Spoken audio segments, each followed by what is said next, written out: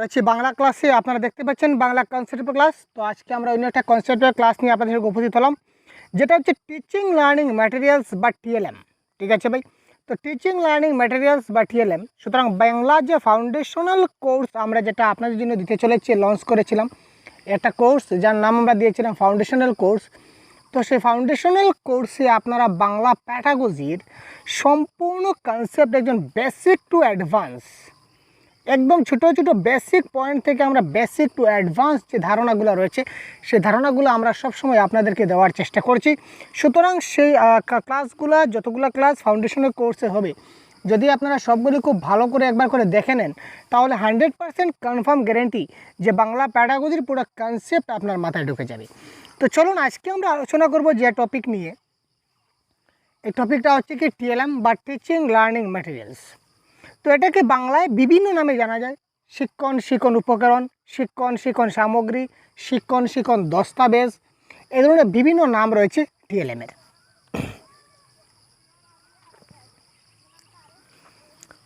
তো দেখুন, শিক্ষণের জন্য মূর্তন একান্ত প্রয়োজনীয়।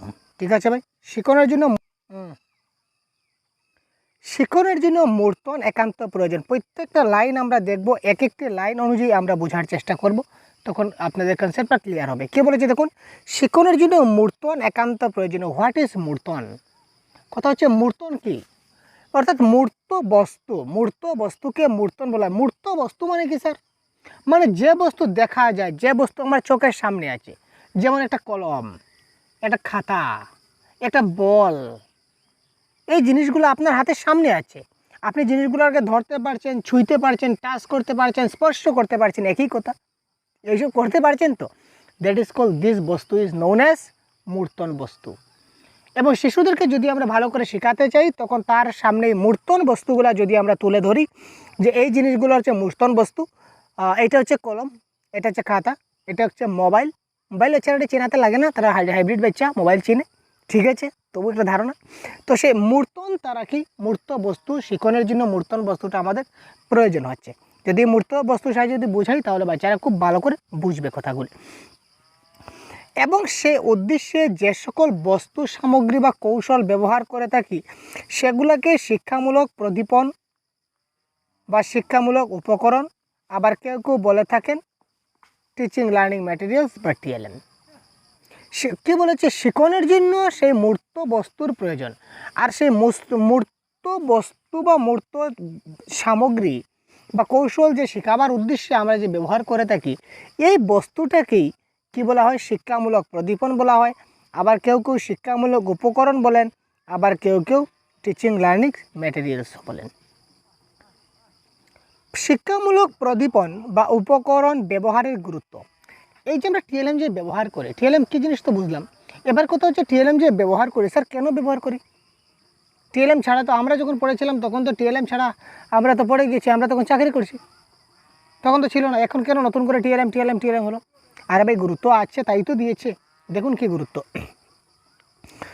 অনুরাগ ও মনোযোগের কেন্দ্রীকরণ। যে কোনো জিনিসে আমরা যদি মনোযোগ সহকারে যদি কোনো কাজ করি, তাহলে সেই কাজটা সাকসেস হবে। আর যদি আমরা উইদাউট মনোযোগে কাজ করি, তাহলে কাজটা আমাদের সাকসেস হবে না। আর যে জিনিসটা আমি দেখবো, আমার চোখের সামনে রয়েছে, ওই জিনিসের প্রতি আমার আকর্ষণ থাকবে, ঠিক আছে, মনোযোগ থাকবে। আর যে জিনিসটা আমি চোখে দেখতে পাচ্ছি না, তার প্রতি আমার মনোযোগ বা আকর্ষণ তেমন থাকবে না, সেটা আপনারা বুঝতে পারছেন। সুতরাং টিএলএম যদি আমার চোখের সামনে থাকে, তাকে সেই জিনিসটা দেখতে আমার ভালো লাগবে, জিনিসটা কি সেটা সম্বন্ধে জানতে আমার ভালো লাগবে। তো আলটিমেটলি জানার ইচ্ছে জিজ্ঞাসা, আমি জিজ্ঞাসা করবো এটা কি, বা এটার দ্বারা যখন আমাকে কেউ বুঝাবে আমি এটা শিখে যাব। দ্যাট ইজ কল অনুরাগ এবং মনোযোগের কেন্দ্রীকরণ।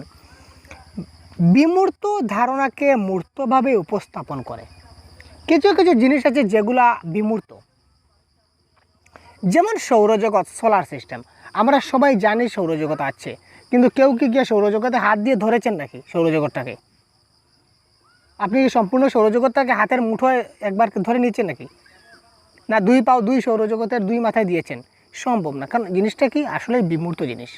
আমরা সবাই জানি সৌরজগৎ বলে কিছু একটা আছে, ঠিক আছে, সৌরজগৎ বলে, সোলার সিস্টেম বলে একটা কিছু আছে। কিন্তু আপনি তখন এই বাচ্চাকে বা এই শিশুকে বোঝাবেন কি করে সৌরজগৎটা?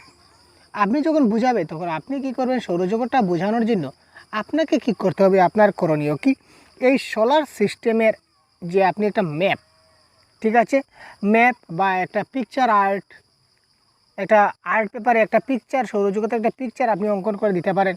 তখন তাকে বুঝাতে পারেন যে এইভাবে বুধ, শুক্র, পৃথিবী, মঙ্গল, ইউরেনাস, এই ধরনের গ্রহ উপগ্রহগুলো রয়েছে, অনেকগুলো মধ্যখানে সৌরজগৎ রয়েছে, মধ্যখানে সূর্য রয়েছে, এইভাবে মানে চিত্র সাহায্যে তাদেরকে বুঝিয়ে দিতে পারেন। তখন এই যে বিমূর্ত ধারণা তার কাছে মূর্ত বলে মনে হবে, ও এইরকম কিছু একটা আছে। ওই যে আপনি যে সৌরজগৎ আসলে বিমূর্ত জিনিস, কিন্তু আপনি যখন সেটা পিকচার আর্ট বা আর্ট পেপারে যখন তাকে আপনি তখন আর্ট করে যখন দেখিয়ে দিয়েছেন, তখন সেটা কিন্তু তার কাছে আর বিমূর্ত থাকছে না, সেটা তার কাছে মূর্ত হয়ে গেছে। মূল ধারণার সংগঠনকে মূর্তকরণ, মূল যেটা ধারণা সেটাকে আমরা কি করতে পারি, সংগঠন করতে পারি, জিনিসটা বুঝতে পারি, বিভিন্ন বিষয়ের মধ্যে সমন্বয় সাধন করতে পারি, বিভিন্ন বিষয় রয়েছে সেটার মধ্যে সমন্বয় সাধন হবে, তারপর ভাষার বিকাশ সাধন হবে। এবার দেখুন, শিক্ষা সহায়ক উপকরণের কিছুটা শ্রেণীবিন্যাস করা হয়েছে, মানে কয়েকটি ভাগে সেগুলোকে ভাগ করা হয়েছে। কী কী ভাগ? এক নম্বর হচ্ছে দর্শন ভিত্তিক উপকরণ, এখানে স্পেলিংটা একটু মিস্টেক রয়েছে দেখবেন, দর্শন ভিত্তিক।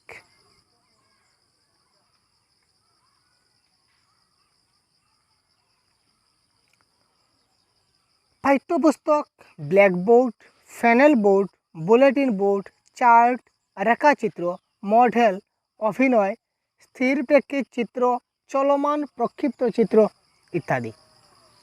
আবার শ্রবণভিত্তিক উপকরণ যেমন রেডিও, টেপ রেকর্ডার, গ্রামোফোন।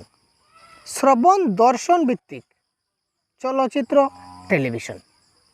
কিছু কিছু জিনিস আছে যেগুলো আমরা শুধুমাত্র দেখি, চলচ্চিত্র এবং টেলিভিশন, ঠিক আছে। আমরা শুধুমাত্র শুনি, রেডিও এবং টেপ রেকর্ডারের মাধ্যমে আমরা কী করি, শুনি, ঠিক আছে।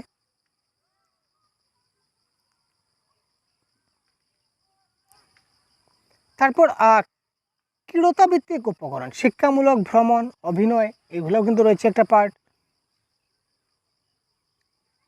তারপর দেখুন এবার চার্ট, চার্ট সম্বন্ধে আমরা একটু জানি। ভাষা সাহিত্য শিক্ষা এইসব উপকরণের ব্যবহার, যেমন প্রথম হচ্ছে চার্ট। চার্ট মানে কি? তথ্যভিত্তিক কোনো কিছু পড়াতে গেলে চার্টের ব্যবহার খুব জরুরি। আমরা যদি তথ্যভিত্তিক যদি কিছু পড়াতে চাই, ইনফরমেশন বা ডাটা কালেকশন যদি আমরা তাদের কিছু পড়াতে যাই, তখন কিন্তু আমাদের একটা চার্টের ব্যবহার কিন্তু খুব জরুরি হয়। বিষয়বস্তুর মূল বক্তব্য বা কোনো তুলনামূলক বিশ্লেষণকে শিক্ষার্থীর সামনে মূর্ত করে তোলার জন্য যে দর্শন ধর্মী কৌশল ব্যবহার করা হয় তাকে চার্ট বলে, ঠিক আছে।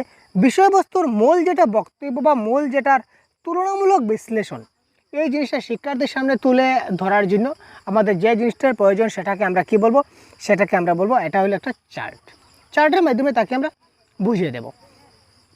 আমদানি রপ্তানি, ফসল উৎপাদন প্রভৃতি দেখাবার জন্য বাৎসরিক চার্ট ব্যবহার করলে ছাত্রদের খুব কাজে লাগে, ঠিক আছে। একটা চার্টের মাধ্যমে তারা কত টাকা আমদানি হলো, কত টাকা রপ্তানি হলো, কোন ফসলটা কত ফললো, কোন ফসলটা কত বিক্রি হলো, কোন ফসলের কত লাভ হলো, কত লোকসান হলো, এগুলো আমরা একটা ইয়ারলি চার্টের মাধ্যমে এটা যদি বানিয়ে রাখি, এটার মাধ্যমে খুব ভালো করে আমরা তাকে কী করতে পারি, বোঝাতে পারি, ঠিক আছে। ইতিহাস পড়াবার সময় মুঘল সম্রাটদের মধ্যে কারা কত বছর রাজত্ব করেছিলেন তাদের ধারণা দেওয়ার জন্য চার্টের প্রয়োজন জরুরি, ঠিক আছে।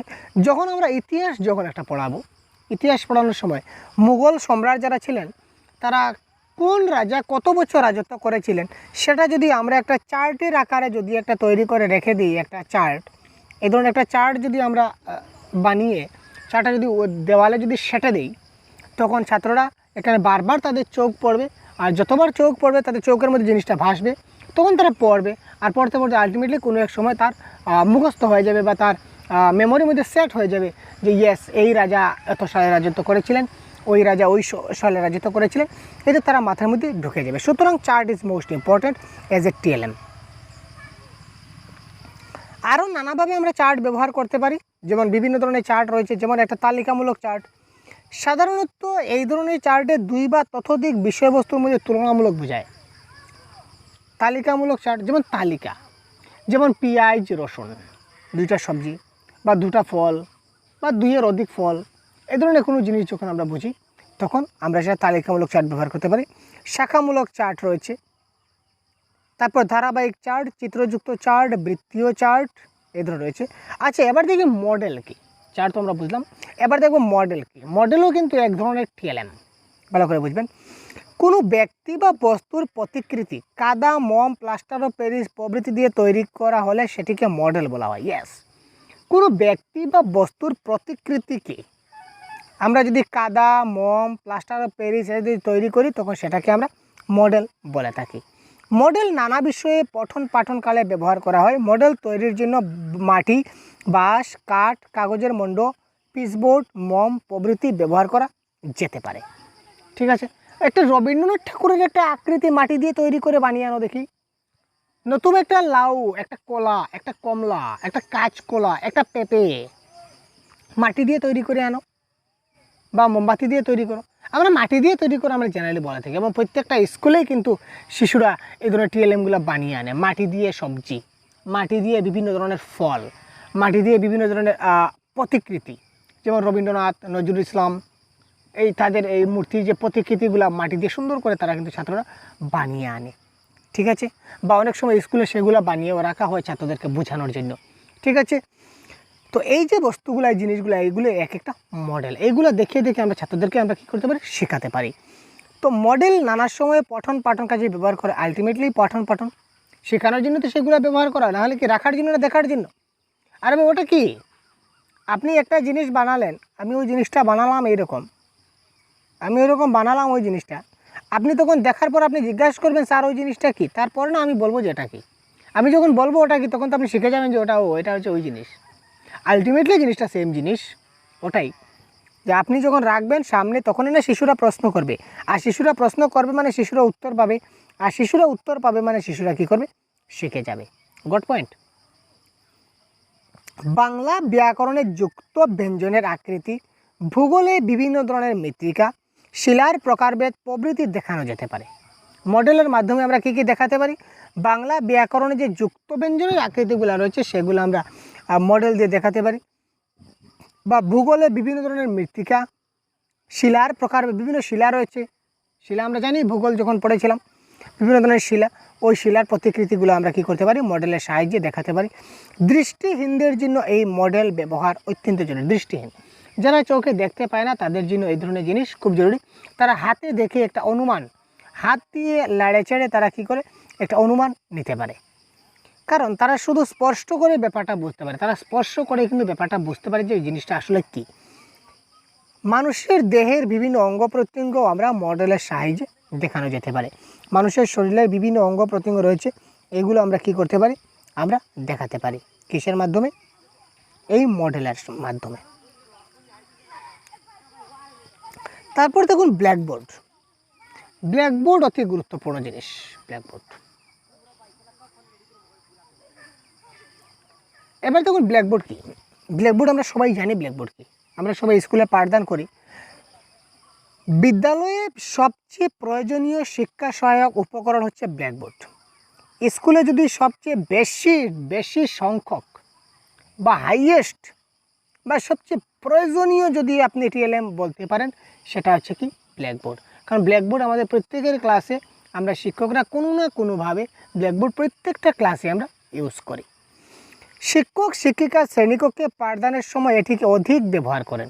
যদি ম্যাথসের ক্লাস হয়, সায়েন্সের ক্লাস হয়, বা কোনো আর্টের ক্লাস হয়, তাহলে যে ব্ল্যাকবোর্ড যে কতবার লিখবো আর কতবার যে মেটাবো সেটার কোনো হিসাব নিকাশ থাকে না একটি ক্লাসে, তাই না? সুতরাং অধিক সংখ্যকবার ব্যবহার করা, যেহেতু প্রত্যেকটি ক্লাসেই ব্যবহার করা হয় কমই বেশি, কিন্তু পার্টিকুলার এই যে 2-3টা সাবজেক্ট বললাম, এই সাবজেক্টের যদি আমরা ক্লাস নিই তাহলে কতবার যে আমি ব্যবহার করব সেটার কোনো ভালাই থাকবে না। সুতরাং এই ব্ল্যাকবোর্ডটা অধিক সংখ্যকবার ব্যবহার করা হয়। তবে কালো রঙের উপর যে চকচকে ভাব থাকে দেখার অসুবিধা হয় বলে বর্তমানে অনেক স্থলেই সবুজ রঙের বোর্ড ব্যবহার হচ্ছে, সেটা অন্য প্রসঙ্গ। বোর্ডে পঠন পাঠনকালীন শিক্ষক শিক্ষার্থীর সুবিধার জন্য মূল বক্তব্য, কঠিন শব্দের অর্থ, সমুচ্চারিত শব্দের পার্থক্য, যুক্তব্যঞ্জন লেখার কৌশল এবং নানা রকমের প্রয়োজনীয় ছবি এঁকেও বোঝাতে পারেন। শিক্ষক কী করেন এই ক্ষেত্রে, তিনি শিক্ষক শিক্ষার্থীদের সুবিধার জন্য মূল যেটা বক্তব্য রয়েছে, মূল টপিকটা প্রথমে লিখে দিলেন। তারপর কঠিন, এই যে আপনি চ্যাপ্টারটা পড়াচ্ছেন চ্যাপ্টারের কঠিন শব্দের অর্থগুলা, তারপর সমুচ্চারিত শব্দের পার্থক্যগুলা, তারপর যুক্তবঞ্জন লেখার কৌশলগুলা, তারপর নানা ধরনের যে প্রয়োজনীয় ছবি আছে এই ছবিগুলা তিনি ব্ল্যাকবোর্ডের মধ্যে অঙ্কন করে তিনি বুঝিয়ে দিলেন। তবে শ্রেণীকক্ষে বোর্ড ব্যবহারের সময় কয়েকটি দিকে নজর দেওয়া দরকার। তবে শ্রেণীকক্ষে আমরা যখন ব্ল্যাকবোর্ড ইউজ করব, ব্ল্যাকবোর্ডের বাংলা নাম হচ্ছে কৃষ্ণ ফলক, আপনারা জেনে যাবেন। অনেক সময় যেহেতু আপনারা বাংলা পরীক্ষা দিচ্ছেন, তো তাই আপনারা হয়তো অনেক সময় কিন্তু নাও পাতে পারেন ব্ল্যাকবোর্ড ওয়ার্ডটা, আপনারা পেয়ে যাবেন যে কৃষ্ণ ফলক। তখন সেই কৃষ্ণ ফলক কি আপনারা যদি না জানেন তাহলে সেটা হলো না, আপনারা কারেক্ট আনসার দেখেও কিন্তু কারেক্ট আনসার করতে পারবেন না। তো ব্ল্যাকবোর্ড মানেই হচ্ছে ভাই কৃষ্ণ ফলক। আপনি যদি বলা হয় যে ক্লাসে সবচেয়ে বেশি কৃষ্ণ ফলক ব্যবহার করা হয়, যুক্তির সঙ্গে কি আপনি একমত? আপনি তখন বলবেন ভাই কৃষ্ণ ফলক কী, তো বুঝলাম না, মাথা খারাপ করে দিল ভাই, কী প্রশ্ন, কী শব্দ, এটা নামই শুনিনি, আপনি ছেড়ে আসবেন। তো জেনে রাখবেন কৃষ্ণ ফলক is known as blackboard. Blackboard হচ্ছে ইংলিশ টার্ম, আর ব্ল্যাকবোর্ডের বাংলা শব্দ হচ্ছে কি কৃষ্ণ ফলক। তো সেই কৃষ্ণ ফলক বা ব্ল্যাকবোর্ডটা ইউজ করার সময় আমাদের কয়েকটি বিষয়ে নজর দিতে হবে। বোর্ডের লেখা যথেষ্ট পরিষ্কার ও লাইন সোজা থাকা বাঞ্ছনীয়। আমরা শিক্ষকরা যখন বোর্ডে লিখব বা ছাত্ররা যখন লিখবে তাদেরকে এইভাবে শেখাতে হবে যে বোর্ডের লেখাটা যথেষ্ট পরিষ্কার হতে হবে এবং যে লাইনগুলো সোজা থাকাটা বাঞ্ছনীয়।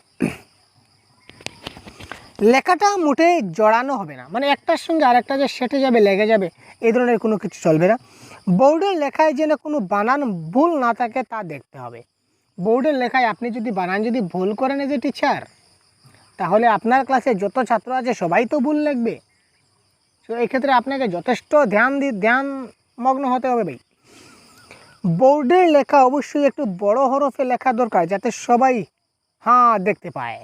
ঠিক আছে ভাই, বোর্ডের লেখাটা অবশ্যই একটু মানে বড় বড় করে লিখবেন, যাতে করে অনেক দূর থেকে ছাত্ররা, একদম লাস্ট বেঞ্চের যে ছাত্ররা রয়েছে তারাও কিন্তু সেই অক্ষরগুলো আপনার দেখে কিন্তু তারা যাতে লিখতে পারে। বোর্ডটি এমন জায়গায় রাখতে হবে যাতে সব ছাত্ররা লেখাটা দেখতে পায়। ব্ল্যাকবোর্ডটা রাখারও কিন্তু জায়গা আছে। ব্ল্যাকবোর্ডটা এই ধরনের এমসিকিউ এসেছিল যে ব্ল্যাকবোর্ডটা কোথায় রাখতে হয়, ক্লাসের উপরে, ক্লাসের নিচে, শিক্ষকের সামনে, ছাত্রদের পিছনে, না যাতে সবাই দেখতে পায়। তো কারেক্ট আনসার এখানে হবে যেখানে সবাই দেখতে পায়, এই ধরনের একটা জায়গায় আমাদেরকে কি করতে হবে, আমাদেরকে সেই ব্ল্যাকবোর্ডটা রাখতে হবে। বোর্ডে আলো যাতে প্রতিফলিত না হয় তা দেখতে হবে। ব্ল্যাকবোর্ডের মধ্যে আলো যাতে রিফ্লেক্ট না করে সেটা দেখতে হবে।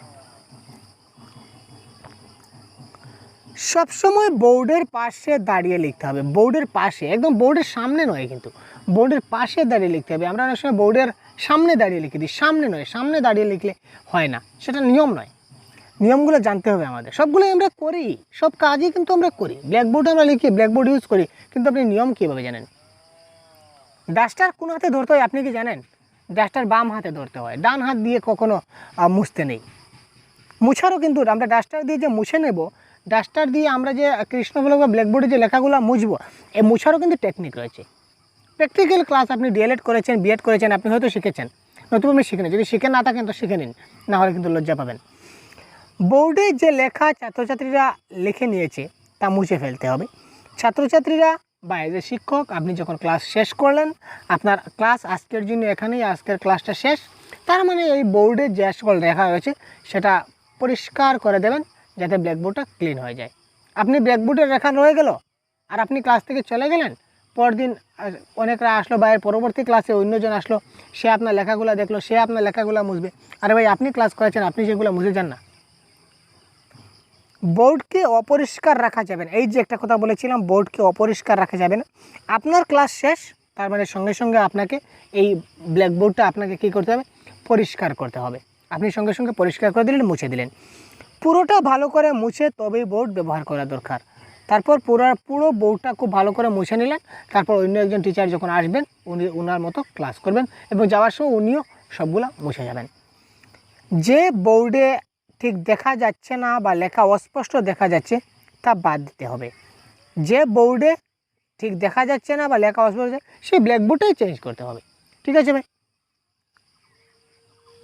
Next, funnel board. ফ্যানেল বোর্ডও কিন্তু টিএলএম এর একটা মাধ্যম। শিক্ষা সহায়ক উপকরণের মধ্যে অন্যতম গুরুত্বপূর্ণ হলো ফ্যানেল বোর্ড। শিক্ষা সহায়ক যে উপকরণ রয়েছে তার মধ্যে অন্যতম গুরুত্বপূর্ণ একটা হচ্ছে কি, ফ্যানেল বোর্ড। একটি কাঠের বোর্ডের উপর শক্ত করে একটি ফ্যানেল জাতীয় কাগজ লাগালেই এই ফ্যানেল বোর্ড তৈরি করা যায়। একটা কাঠের বোর্ডের উপরে শক্ত করে যদি একটা ফ্ল্যানেল জাতীয় কাগজ যদি লাগাই, তখন এটা সঙ্গে সঙ্গে একটা ফ্যানেল বোর্ড তৈরি হয়ে যায়। বোর্ডের উপর ফ্যানেলের বদলে মোটা খদ্দরের কাপড় লাগালেও চলতে পারে। ঠিক আছে, কোনো লেখা বা ছবি ইত্যাদি এই বোর্ডে সহজে আটকানোর জন্য ছোটো ছোটো কাগজের টুকরার পিছনে সিরিজ কাগজের টুকরো আটকে দেওয়া হয়। তো এটা হচ্ছে মানে ফ্যানেল বোর্ড কী, এটা ডেফিনেশন। তো ফ্যানেল বোর্ড তো আপনারা জানেনই ভাই, ফ্যানেল বোর্ড কি, সে নিয়ে আর কি ডিসকাস করা যাবে। ফ্যানেল বোর্ড তো আপনাদের জানা রয়েছে যে ফ্যানেল বোর্ডটা কী, তাই না? ফ্যানেল বোর্ডে ব্যবহৃত অন্যতম উপকরণগুলি বলা হয় ফ্যানেল গ্রাফ। ফ্যানেল বোর্ডে যে সকল উপকরণ ব্যবহার করা হয় সেগুলোকে আমরা ফ্যানেল গ্রাফ বলতে পারি। তো এই ফ্যানেল বোর্ডটা ইউজ করা গুরুত্ব কী? ক্লাসটা অনেক দীর্ঘ হবে, টিএলএমের ক্লাস, দেখতে থাকুন। কোনো বিষয় পাঠদানের সময় কোনো ছবি বা চার্ট ব্যবহার করার দরকার হলে সংশ্লিষ্ট ছবি বা চার্ট সেই বোর্ডে আটকে দিলে শিক্ষার্থীদের তাদের সহজে দেখানো বা বোঝানো যায়। এই ফ্যানেল বোর্ড প্রদীপনটি ব্যবহার করলে শিক্ষার্থীদের কাছে স্পষ্ট, চিন্তাকর্ষক হয়ে পাঠ যেন জীবন্ত হয়ে ওঠে। ফ্যানেল বোর্ডের মাধ্যমে যদি আমরা কোনো কিছু তাদেরকে যদি বুঝাই বা জিনিসগুলো যদি তাদেরকে ভালো করে বোঝানো যায়, দেখানো যায়, তাহলে তারা খুব জিনিসগুলো খুব ভালো করে বুঝতে পারে। তারপর পকেট বোর্ডটা তেমন লাগছে না। তারপর চুম্বক বোর্ডও আমাদের ঠিক লাগছে না। ম্যাগনেটিক বুলেটিন বোর্ড, সেটাও লাগবে না। তারপর মানচিত্র, মানচিত্রের দিকে আমরা যাই। দৃষ্টিগ্রাহ্য প্রদীপনের মধ্যে মানচিত্রের ভূমিকা অসাধারণ। মানচিত্র দিয়ে আমরা অনেক কিছু শেখাতে পারি শিশুদের।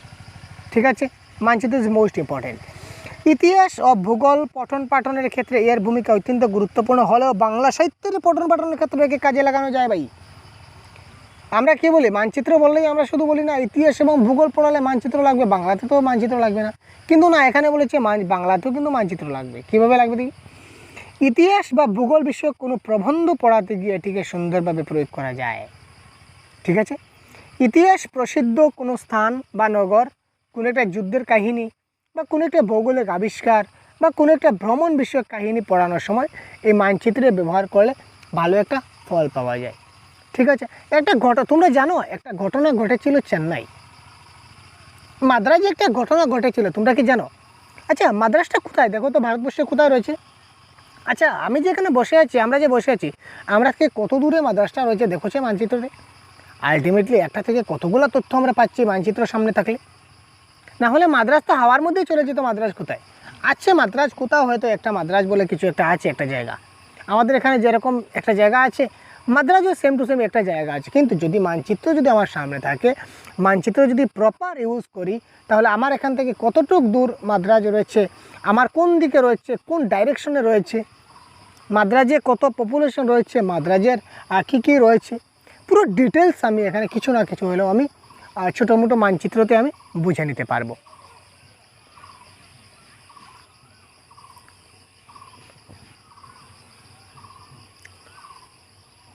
তারপর ভিডিও ক্যাসেট বা সিডি, এটা তো আপনারা বুঝতে পারছেন। ভিডিও ক্যাসেট এবং সিডির মাধ্যমে আমরা কী করতে পারি, শিশুদেরকে আমরা অনেক কিছু শেখাতে পারি। ঠিক আছে, অনেকগুলো জিনিস আমরা ভিডিও করে নিয়ে আসলাম বা সিডি ক্যাসেটের মাধ্যমে যদি আমরা চালিয়ে দিই, তখন এই জিনিসগুলো দেখেই শিশুরা এখান থেকে শিখতে পারে। তো এটা ভালো পাঠ্যপুস্তক হতে গেলে তার একটা বৈশিষ্ট্য থাকা চাই। একটা ভালো পাঠ্যপুস্তক হতে গেলে তার কিছু বৈশিষ্ট্য আছে, তার অনেকগুলো বৈশিষ্ট্য আছে। বৈশিষ্ট্যগুলো একটু দেখব। পাঠ্যপুস্তক পাঠ্যক্রম অনুযায়ী রচিত হয়েছে নাকি না তা দেখা দরকার। পাঠ্যপুস্তক যেটা বই যেটা রয়েছে, এটা পাঠ্যক্রম অর্থাৎ সিলেবাস অনুযায়ী সেটা রচিত আছে কিনা না, সেটা আমার প্রথমে দেখতে হবে। পাঠ্যপুস্তকে উদ্ধৃত কবিতা বা গদ্য প্রবন্ধসমূহ সুনির্বাচিত কিনা না, নির্বাচিত যে করেছে সেটা ঠিকঠাক ভালোভাবে নির্বাচিত হচ্ছে কিনা না, সেটা আমাকে দেখতে হবে। উদ্ধৃত কবিতা, গদ্য, প্রবন্ধ, নাটকাংশ, গল্পের যে মূল অনুরাগ সেগুলো আছে কিনা তা বিশেষভাবে পরীক্ষা করা দরকার। উদ্ধৃত অংশের মূল উৎস উল্লেখ করা আছে কিনা না, সেটা আমাদের দরকার আছে। লেখকের বইপত্র সম্পর্কিত প্রদত্ত তথ্য যথাযথ কিনা, লেখক যে বইটা লিখেছিলেন লেখকের তথ্য ঠিকঠাক দেওয়া আছে কিনা, না তো ফেক বইও হতে পারে। সংকলিত অংশে কোনো পরিবর্তন হচ্ছে কিনা না, সংকলিত বই মানে পরিমার্জিত বই, যেমন ফার্স্ট এডিশন, সেকেন্ড এডিশন। তো সেকেন্ড এডিশন যদি বা সেকেন্ড সংকলন যদি হয়, তবে এই ক্ষেত্রে প্রথম থেকে কোনো কিছুটা পরিবর্তন হচ্ছে কিনা না, সেটা দেখতে হবে। সংকলিত অংশটি লেখকের গ্রন্থের কোন সংস্করণ থেকে উদ্ধৃত করা হচ্ছে তা উল্লেখ করতে হবে। ছেদ জ্যোতিচিহ্ন মূল অংশের সঙ্গে সামঞ্জস্য রচিত হয়েছে কিনা সেটাও দেখতে হবে। তো এই ধরনের বেশ কয়েকটি পয়েন্ট আছে যেগুলো আমাদেরকে কী করতে হবে, খুব ভালো করে দেখতে হবে। অনেকগুলো পয়েন্ট আছে।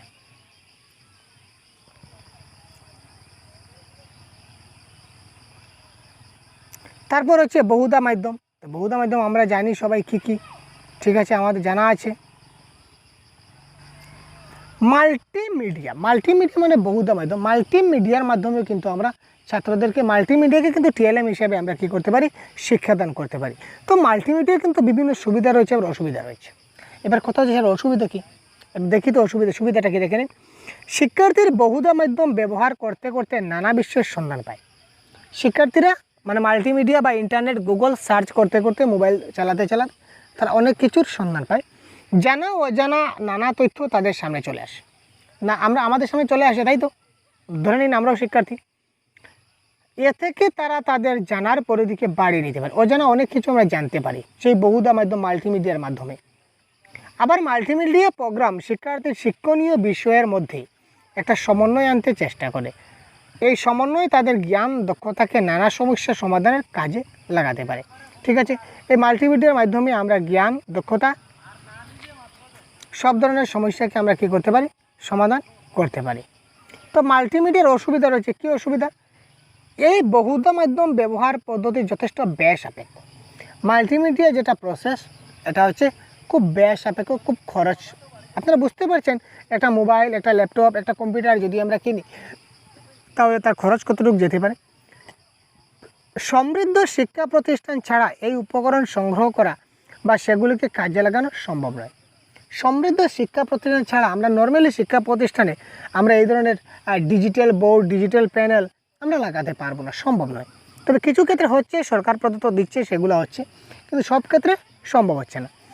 শুধু কম্পিউটার কেনা নয়, উপযুক্ত প্রশিক্ষণপ্রাপ্ত শিক্ষকও দরকার আছে। শুধু একটা কম্পিউটার কিনে নিলাম, ডিজিটাল বোর্ড কিনে নিলাম, হয়ে গেল, তা নয় কিন্তু। এই যে মাল্টিমিডিয়া চালানোর, তার একটা উপযুক্ত প্রশিক্ষণপ্রাপ্ত, ট্রেনিংপ্রাপ্ত শিক্ষকের দরকার আছে। Video disc player, audio disc player প্রভৃতি সংগ্রহ করে কাজ করা অনেক শিক্ষা প্রতিষ্ঠানে সম্ভব হয় না। ভিডিও কালেকশন করা, অডিও কালেকশন করা, তারপর তা দিয়ে শিক্ষা প্রদান করা, সেটা অনেক শিক্ষা প্রতিষ্ঠানে সেটা কী হয় না, সম্ভব হয় না। এছাড়া এসব কাজে বিভিন্ন ধরনের সফটওয়্যার লাগে, সেগুলি সংগ্রহ করা সম্ভব হচ্ছে না। এটা হচ্ছে তার কি অসুবিধা মাল্টিমিডিয়ার। ঠিক আছে, সিডি এবং সিডি যেটা রোম আছে, সিডি রোমের ব্যাপারও আপনারা দেখতে পাচ্ছেন। আচ্ছা, এবার আমরা কয়েকটা এমসিকিউ এই রিলেটেড টিএলএম সম্বন্ধে মোটামুটি একটা বুঝলাম। এতটুকু যদি আপনারা ভালো করে বুঝে নিতে পারেছেন তাহলে এখানেই হয়ে গেল, বিশেষ কিছু লাগবে না। ঠিক আছে, তো বেশ কয়েকটা প্রশ্ন আছে, প্রশ্নগুলো আমরা দেখব আপনাদের সঙ্গে নিয়ে। তো বলুন তো ভাই, কারেক্ট আনসার কী হতে পারে? শিক্ষামূলক প্রদীপনের গুরুত্ব হলো, কারেক্ট আনসার কি? শিক্ষামূলক প্রদীপনের গুরুত্ব হলো বিমূর্ত ধারণাকে মূর্তভাবে উপস্থাপিত করা, বিষয়বস্তু তুলে ধরা, বিভিন্ন জিনিস গড়ে তুলতে আগ্রহী করা, শিক্ষকের দক্ষতা প্রকাশ পায়। তো এই ক্ষেত্রে কারেক্ট আনসার শিক্ষামূলক প্রদীপন বা টিএলএমের গুরুত্ব হচ্ছে যে বিমূর্ত ধারণা রয়েছে সেগুলোকে আমরা কী করব, মূর্তভাবে কী করতে পারি, আমরা উপস্থাপিত করতে পারি। শিক্ষামূলক উপকরণগুলিকে কয় ভাগে ভাগ করা যায়? 3 ভাগ, 4 ভাগ, 5 ভাগ, না কোনো ভাগ হয়নি? সেটা 5 ভাগে ভাগ করা যায়, আমরা আগে দেখেছিলাম। সক্রিয়তা ভিত্তিক শিক্ষা উপকরণ হলো, সক্রিয়তা ভিত্তিক শিক্ষা উপকরণ কোনটা? অভিনয়, নৃত্যকর্ম, রেডিওর মাধ্যমে পাঠদান, না টেপ রেকর্ডার? সক্রিয়তা, অ্যাক্টিভলি পার্টিসিপেট হবে এই ধরনের একটা টিএলএম বলুন তো? এটা হচ্ছে অভিনয়। অভিনয় কিন্তু একটা টিএলএমের একটা অংশ, আমরা দেখেছিলাম না? তথ্যভিত্তিক কোনো কিছু পড়াতে গেলে প্রয়োজন, কিসের প্রয়োজন? ভাই আপনারা যদি আমার ক্লাসটা সম্পূর্ণ দেখে থাকেন তাহলে অবশ্যই কারেক্ট আনসার কমেন্ট করুন। কীভাবে কারেক্ট আনসার? আমি অলরেডি ক্লাসে বলে দিয়েছি। তথ্যভিত্তিক কোনো কিছু পড়াতে গেলে আমাদের কিসের প্রয়োজন আছে আমি বলে দিয়েছি ভাই। মডেল, ব্ল্যাকবোর্ড, চার্ট, না মানচিত্র? যে তথ্যভিত্তিক যদি কোনো কিছু আমরা পড়াতে চাই তো আমাদের কিসের প্রয়োজন হয়? আমাদের চার্টের প্রয়োজন হয়। চার্টের মাধ্যমে আমরা যে কোনো তথ্য আমরা কী করতে পারি, পড়াতে পারি। নেক্সট,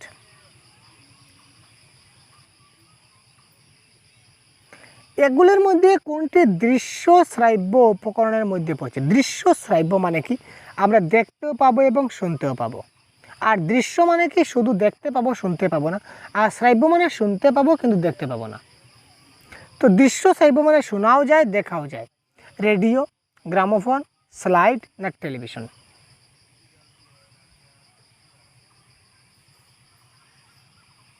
তো দৃশ্য শ্রাব্য এটা কারেক্ট আনসার হবে টেলিভিশন। ঠিক আছে, আমরা টেলিভিশনে আমরা দেখতেও পাই এবং টেলিভিশন কি বলছে সেটা আমরা শুনতে পাই। এটা হচ্ছে কি দৃশ্য শ্রাব্য উপকরণের একটা উদাহরণ। কোন উপকরণটি শিক্ষার্থীদের সহজে পাঠ্য বিষয় আয়ত্ত করতে সাহায্য করে?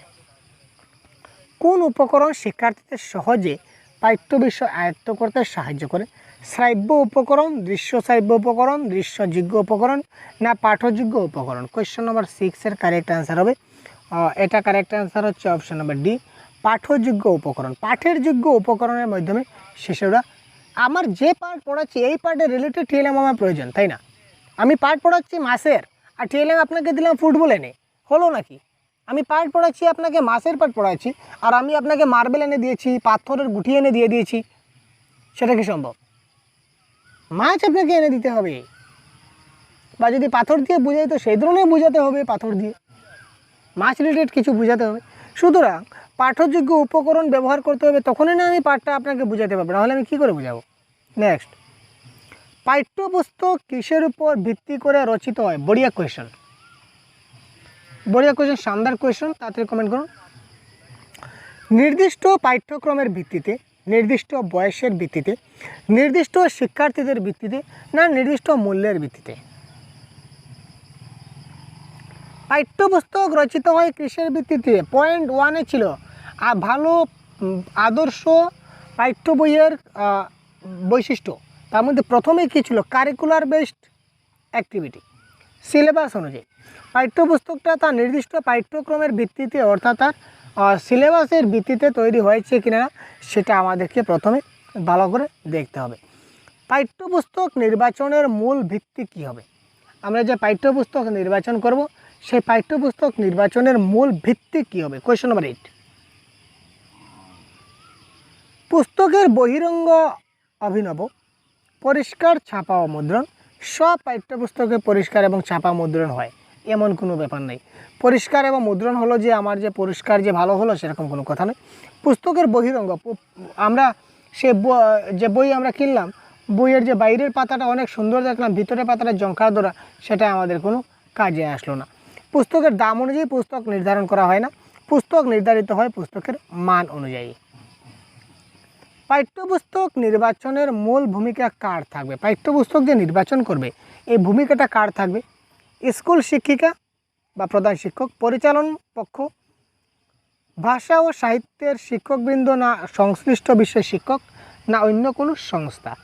এটা হবে কি ভাষা ও সাহিত্যের শিক্ষকবৃন্দ এবং সংশ্লিষ্ট বিষয়ের শিক্ষক। মাল্টিমিডিয়া ব্যবহারের সুবিধা কি? লাস্ট কোয়েশ্চন, এবং এই কোয়েশ্চনের কারেক্ট আনসার কী হবে এটা আমি বলবো না, এটা আপনারা বলবেন।